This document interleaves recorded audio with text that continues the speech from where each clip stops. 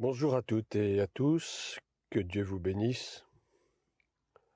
Nous sommes aujourd'hui le mercredi 15 décembre 2021 et je reviens vers vous aujourd'hui pour vous parler de la situation de l'Église de Jésus-Christ dans les temps que nous vivons. Nous sommes dans le 12e mois de notre calendrier romain et nous arrivons pratiquement à l'aube de 2022 qui sera une année, n'en doutons pas, assez difficile, non seulement sur le plan politique, bien sûr, sur le plan social, sur le plan économique, mais également sur le plan spirituel. Les chrétiens, effectivement, vont de plus en plus être malmenés, si je puis dire, dans leur foi. Beaucoup vont se laisser séduire et vont accepter, de gré ou de force peut-être, ce que le gouvernement va vouloir imposer à l'Église, va vouloir imposer aux chrétiens, va vouloir imposer à la société d'une façon générale. Mais bien que nous soyons disciples de Christ, nous n'en sommes pas moins citoyens et nous faisons donc partie de la société humaine. Par conséquent, nous sommes concernés également par tout ce qui se passe au niveau gouvernemental, au niveau de l'État et bien sûr au niveau des événements mondiaux.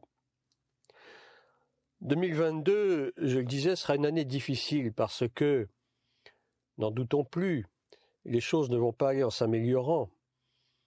Je dirais qu'au contraire, elles prennent une tournure de plus en plus flagrante du point de vue prophétique.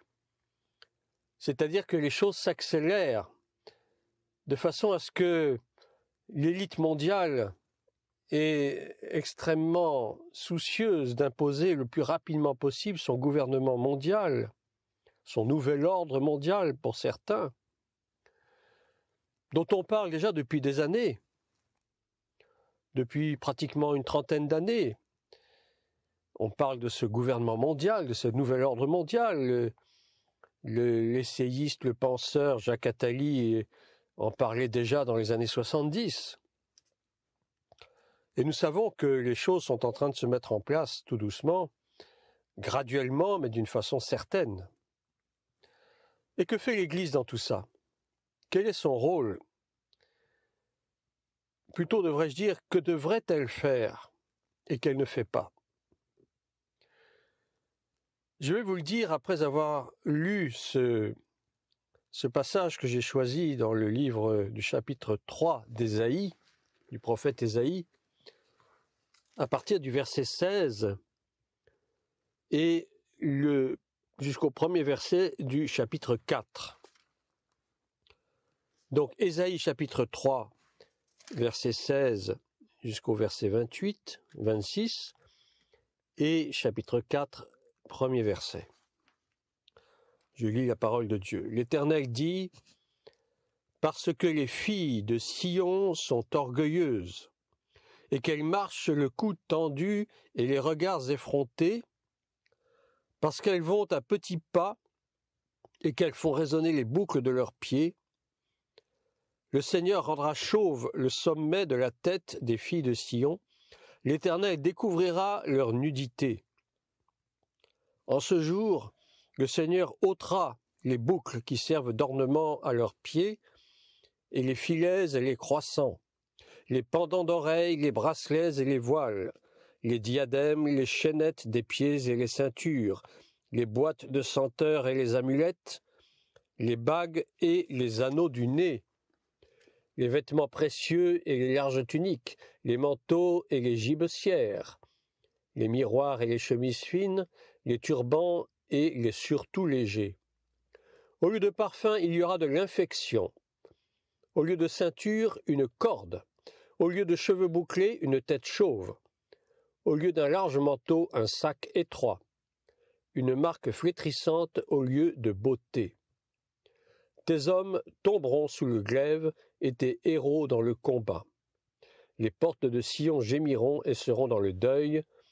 Dépouillée, elle s'assiera par terre. Chapitre 4. Et 7 femmes, notez bien, 7 femmes, saisiront en ce jour un seul homme et diront, nous mangerons notre pain et nous nous vêtirons de nos habits. Fais-nous seulement porter ton nom. Enlève notre opprobre. Alors pourquoi est-ce que j'ai choisi ce passage? On nous parle ici des filles de Sion qui sont orgueilleuses. En fait, il s'agit d'un jugement de Dieu contre les femmes de Jérusalem. Alors c'est ce que l'entête de ce chapitre nous dit. Jugement de Dieu contre les femmes de Jérusalem. On parle ici des filles de Sion qui sont orgueilleuses, qui marchent le cou tendu, les regards effrontés, etc., etc., avec des tas d'ornements, des tas de bijoux, des tas d'attraits physiques, c'est-à-dire qu'elles se parent de tas de choses pour attirer le regard, et en même temps, elles se rendent orgueilleuses à cause de leur beauté. Mais voici ce que le Seigneur dit, l'Éternel dit, qu'il va découvrir leur nudité. Parce qu'en réalité, sous cet aspect physique très séduisant, ces bijoux, ces vêtements de prix, eh bien, en dessous, il y a de la nudité. Et j'oserais dire que je comparerais ces filles de Jérusalem à l'Église de notre temps. Vous savez que on considère toujours la femme comme étant une image de l'Église. Et à ce titre, donc, je pense que ici le prophète Ésaïe parle bien sûr des filles de Jérusalem, des femmes juives qui sont orgueilleuses. Et on pourrait prendre ce passage aussi pour parler du problème de la tenue des femmes dans l'Église, mais c'est un autre problème, c'est un autre sujet que je n'aborderai pas ici. Mais je prendrai ce passage en rapport avec l'Église, les Églises et l'Église d'une façon générale. Pendant bien des décennies, je dirais même pendant des siècles, l'Église s'est complue dans une sorte d'apparence trompeuse, séduisante, attirante, dans le but d'en attirer le plus grand nombre. Et c'est exactement ce qu'a fait l'Église catholique romaine depuis que l'empereur Constantin, en 313, a promulgué le fameux édit de Milan, qui a donc fait que l'Église romaine est devenue l'Église de l'État. Le catholicisme, catholique qui veut dire universel, je le rappelle, le catholicisme est devenu, à partir de 313, la religion d'État. Ce qui veut dire que l'empereur lui-même se désignait comme représentant de Dieu sur terre. Est-ce que c'est ce que nous trouverons exactement plus tard lors de l'avènement des premiers papes, les papes de Rome, qui se considèrent, et d'ailleurs une maxime en latin le dit, qui se disent vicaires de Christ. En fait, vicarius filii Dei, ça veut dire vicaire de Christ, c'est-à-dire qu'ils se prennent pour les représentants de Dieu sur terre. Autrement dit, ils se prennent un peu comme représentants de Christ lui-même. On comprend bien que cela est complètement anti-biblique et complètement faux. Il n'y a qu'un seul Dieu, le grand Dieu Yahweh, Hachem, Elohim, Adonai, et il n'a pas besoin d'aucun représentant sur la terre. Et nous, en tant que disciples de Christ, en tant que filles et fils de Dieu, en tant que disciples de Christ, nous ne représentons pas Dieu, nous ne sommes pas chargés de représenter Dieu. Dieu n'a pas besoin d'être représenté.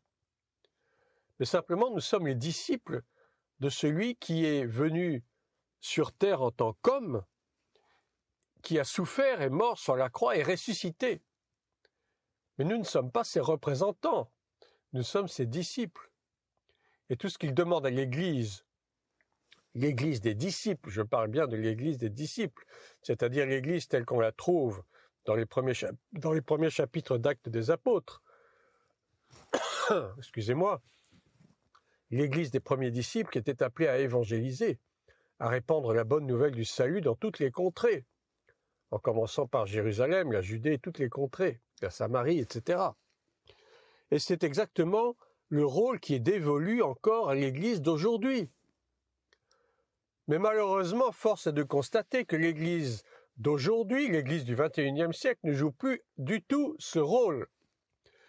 Qu'elle se comporte comme exactement les filles de Sion, avec orgueil, qu'elles marchent le cou tendu, elles sont fières d'elles-mêmes, elles sont fières de ce qu'elles font, elles sont fières de leur programme, elles sont fières de prêcher un faux évangile, qui est l'évangile de la prospérité, qui est l'évangile du bien-être, qui est l'évangile de l'estime de soi, qui est l'évangile de l'accomplissement de sa destinée.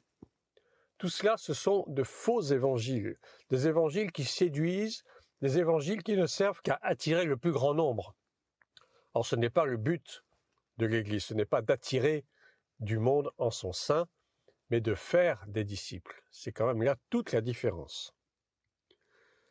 Et donc, le Seigneur, dans sa colère, parce qu'il faut quand même souligner que Dieu est actuellement en colère contre l'Église, et le jugement est déjà commencé sur la maison de Dieu.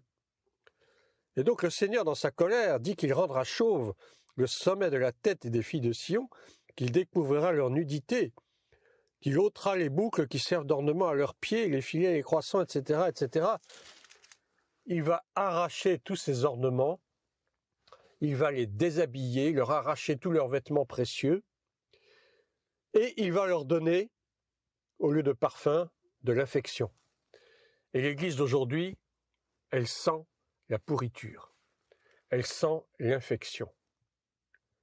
Tous les programmes que l'on trouve dans la plupart des églises aujourd'hui, je ne généralise pas bien sûr, et je ne jette l'anathème contre personne, mais la plupart des programmes de nos églises sont des programmes qui sentent la pourriture et qui sentent l'infection. C'est-à-dire que l'Église est sur elle-même, elle se tourne sur elle-même, elle contemple son propre nombril, elle se satisfait de ce qu'elle fait sans se préoccuper le moins du monde de ce qui se passe à l'extérieur, sans plus se préoccuper des pauvres, des démunis, des orphelins, des veuves, comme cela est prescrit dans l'Évangile, et même dans la loi de Moïse, dans la Torah, on parle de s'occuper que Dieu est le Père des veuves et des orphelins. Ce qui sera repris plus tard par l'apôtre Jacques dans sa lettre, où il dit bien que la religion pure et sans tache consiste à visiter les pauvres et les orphelins, à les consoler dans leurs afflictions et à se préserver des souillures du monde. Alors aujourd'hui, l'Église ne joue pas son rôle. Et au lieu de parfum, il y a de l'infection dans l'Église. Au lieu de ceinture, il y a une corde. Vous savez, la ceinture, c'est ce qui représente la vérité. La vérité pour ceinture, n'est-ce pas, le casque du salut, l'épée de l'esprit, vous connaissez toute cette image du combattant de la foi. Eh bien, la ceinture représente la vérité. Et au lieu de ceinture, eh bien, le Seigneur lui donne une corde. C'est-à-dire que l'Église ne prêche plus la vérité. L'Église ne porte plus la ceinture à ses reins, mais elle porte désormais une corde, c'est-à-dire quelque chose qui sert à pendre. La corde, c'est un instrument qui sert à la mort. Quand on pend des condamnés à mort dans certains pays où la pendaison est encore de mise, eh bien on utilise des cordes. La corde, c'est un symbole de misère, de pauvreté. Quand on porte une corde à sa ceinture, au lieu de porter une véritable ceinture en cuir, c'est un signe de misère, c'est un signe d'insuffisance, c'est un signe de pauvreté. Au lieu de cheveux bouclés, une tête chauve. Il est malséant pour une femme de ne pas avoir de cheveux sur la tête. Bon, sauf bien sûr en cas de maladie, de traitement particulier, évidemment. Mais sinon, il n'est pas du tout normal pour une femme d'avoir le crâne rasé. Et ça, Paul le dit clairement. Il n'est pas bien pour une femme d'avoir le crâne rasé. Parce que le voile de la femme, c'est sa chevelure. Au lieu d'un large manteau, un sac étroit. Le manteau représente l'onction. Le manteau représente l'onction du Saint-Esprit qui est donnée à ses serviteurs et qui est donnée par là même à l'Église. Mais si le Seigneur lui ôte le manteau qu'elle porte, ça veut dire qu'il n'y a plus d'onction dans l'Église. Il lui ôte le manteau, il va lui donner un sac étroit. Or, nous savons que le sac est un symbole de misère aussi. Lorsque l'on prenait le sac et la cendre autrefois, c'était un signe de repentance, un signe d'humiliation. Mais si le Seigneur impose un sac à l'Église, c'est parce que le Seigneur est en train d'humilier l'Église. Si l'Église ne s'humilie pas elle-même, si les chrétiens ne s'humilient pas eux-mêmes, alors c'est Dieu lui-même qui va les humilier. Ce qui n'est pas du tout la même chose. Entre le fait de s'humilier soi-même, c'est-à-dire de se repentir, de se répandre devant le Seigneur avec larmes et supplications pour lui demander pardon de nos péchés, au lieu de cela, le Seigneur lui-même va nous humilier sous sa puissante main. Et ça, c'est pas bon du tout. Ça prouve qu'il y a quelque chose qui ne marche pas dans l'Église. L'Église ne s'humilie plus, l'Église ne parle plus de péché, l'Église ne parle plus de repentance. Et donc, le Seigneur a commencé à humilier l'Église. Et c'est pour cela qu'actuellement, nous voyons beaucoup de ministères fermés, beaucoup de pasteurs et de serviteurs de Dieu qui démissionnent, découragés, beaucoup aussi décèdent prématurément, et pas seulement qu'en Afrique, mais un peu partout. On apprend les décès de tels serviteurs de Dieu qui étaient très en vue, très en vogue. On ne sait pas ce qui s'est passé, à la fleur de l'âge, voici qu'ils meurent brusquement. Je pense que tout cela fait partie de l'humiliation de l'Église. Dieu est en train d'humilier l'Église parce qu'elle refuse de s'humilier elle-même. Une marque flétrissante au lieu de beauté. L'Église est flétrie. L'Église est souillée par le péché. L'Église est souillée par l'orgueil et par l'arrogance, par l'égoïsme, par la méchanceté, par la médisance. Et l'Église se complaît dans son péché. Et donc Dieu impose une marque flétrissante à l'Église, c'est-à-dire qu'au lieu qu'elle soit sans tache, ni ride, ni rien de semblable, comme elle devrait être, telle que devrait être l'épouse face à son époux, eh bien l'Église est tachée, elle est ridée, elle est flétrie.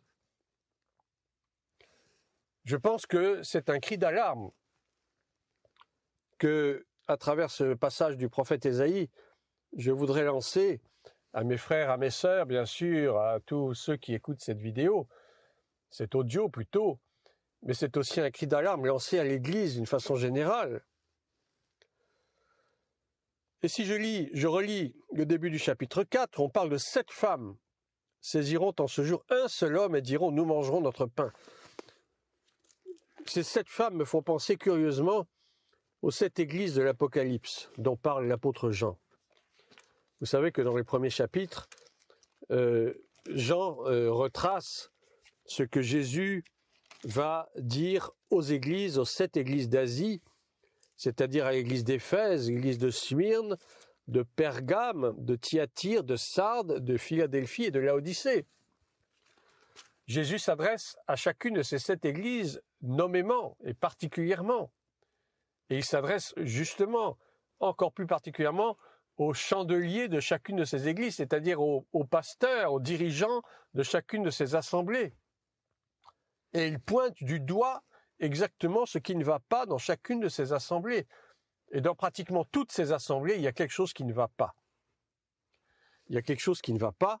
Si je prends quelques exemples, dans l'église d'Éphèse, par exemple, vous avez « Mais ce que j'ai contre toi », chapitre 2, verset 4, Apocalypse, « Mais ce que j'ai contre toi, c'est que tu as abandonné ton premier amour. Souviens-toi donc d'où tu es tombé, repens-toi et pratique tes premières œuvres. » Ensuite, à l'église de Smyrne, il lui reproche moins de choses. Il lui demande simplement de ne pas craindre ce qu'elle va souffrir, parce que le diable jettera quelques-uns de vous en prison, etc. L'église de Pergame. Alors l'église de Pergame, elle, j'ai quelque chose contre toi, verset 14, mais j'ai quelque chose contre toi, c'est que tu as là des gens attachés à la doctrine de Balaam, qui enseignait à Balak à mettre une pierre d'achoppement devant les fils d'Israël pour qu'ils mangeassent des viandes sacrifiées aux idoles et qu'ils se livrassent à l'impudicité. Voilà. Là, Jésus reproche à cette église, donc à l'église de Pergame, d'être idolâtre et de s'attacher aux faux prophètes. Ensuite, l'église de Thyatire, toujours au chapitre 2, verset 20. « Mais ce que j'ai contre toi, c'est que tu laisses la femme Jézabel, qui se dit prophétesse, enseigner et séduire mes serviteurs pour qu'ils se livrent à l'impudicité et qu'ils mangent des viandes sacrifiées aux idoles. » C'est à peu près la même chose que ce qui est reproché à l'église de Pergame. Les faux prophètes, la fausse prophétesse Jézabel, alors attention, ce n'est pas la même Jézabel que la femme du roi Akab, c'est une autre Jézabel. Ça symbolise l'esprit religieux, hein, l'esprit de la fausse prophétie qui sème d'ailleurs son ivraie dans pratiquement toutes les assemblées aujourd'hui. Donc, une fois de plus, la séduction et l'idolâtrie. C'est ce que Jésus reproche pratiquement à toutes ces églises. En fait, il y en a peu qui trouvent grâce à ses yeux, à part l'église de Philadelphie, bien sûr. Et l'église de Philadelphie reçoit bien sûr l'approbation du Seigneur parce que, bien qu'elle soit faible, qu'elle n'ait point de puissance, elle est cependant celle qui a gardé la parole. Il le dit d'ailleurs au chapitre 3, verset 8, « Je connais tes œuvres. Voici, parce que tu as peu de puissance et que tu as gardé ma parole, et que tu n'as pas renié mon nom, ce que n'ont pas fait les autres églises. J'ai mis devant toi une porte ouverte que personne ne peut fermer, etc. » Et puis enfin, l'église de Laodicée, qui est presque celle qui reçoit le plus de reproches de la part du Seigneur, qui lui dit « Je connais tes œuvres, je sais que tu n'es ni froid ni bouillant, puisses-tu être froid ou bouillant? Ainsi, parce que tu es tiède et que tu n'es ni froid ni bouillant, je te vomirai de ma bouche. » Je pense sincèrement que l'Église du XXIe siècle ressemble en beaucoup de points à cette Église de Laodicée, qui est une Église qui n'est ni chaude, ni froide, ni bouillante, mais qui est tiède, qui enseigne de la tiédeur, qui enseigne des choses qui donnent des fruits pourris, non pas des fruits de justice, mais des fruits d'injustice. Et c'est exactement ce dont il est question dans ce même chapitre 3 d'Ésaïe qui parle de pourriture, qui parle d'infection. Cette infection, cette gangrène qui est en train de tuer l'Église de Jésus aujourd'hui.